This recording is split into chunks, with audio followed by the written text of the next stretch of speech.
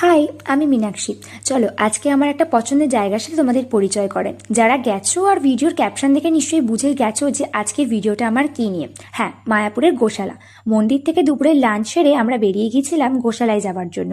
যারা এর আগে গোশালায় গেছো তারা তো জানবেই, কিন্তু যারা জানো না তাদের একবার বলে দিই। এই গোশালায় যাওয়ার জন্য কিন্তু তোমাদের মন্দিরের বাইরে একদমই বেরোতে হবে না। এটা কিন্তু মন্দিরের মেন গেটের ভিতরেই অবস্থিত। তোমরা চাইলে মন্দিরের ভিতর থেকে টোটো করে নিতে পারো, কিন্তু আমরা চেয়েছিলাম হেঁটেই যাব। চারিদিকের এত সুন্দর পরিবেশ দেখতে সত্যিই ভালো লাগছিল। আর আমরা যেদিন গেছিলাম সেদিন সারাদিন বৃষ্টি হয়ে যাচ্ছিল, ফলে প্রকৃতি যেন সেদিন আলাদাই রূপ দেখতে পেয়েছিলাম। এবার আসি গোশালার ভিতরের কথায়।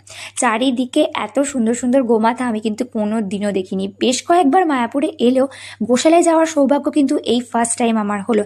অনেক গোমাতাকে দেখে ভয় লেগেছে বই কি, যা বড় বড় শিং, তোমরা নিশ্চয়ই ভিডিওতে আমি দেখাতেই পাচ্ছি তোমাদের।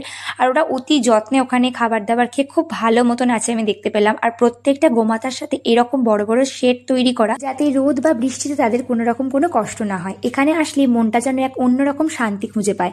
শত শত গোমাতার নির্ভেজাল জীবন, তাদের চারপাশে সবুজ প্রকৃতি আর নিস্তব্ধ পরিবেশ, সব মিলিয়ে যেন এক অন্যরকম অনুভূতি। এখানে আসলে বুঝতে পারি ভালোবাসা শুধু কথায় নয়, যত্নেও প্রকাশ পায়। প্রতিটি গোমাতার চোখে যেন এক ভরসার নীরব গল্প লুকিয়ে আছে।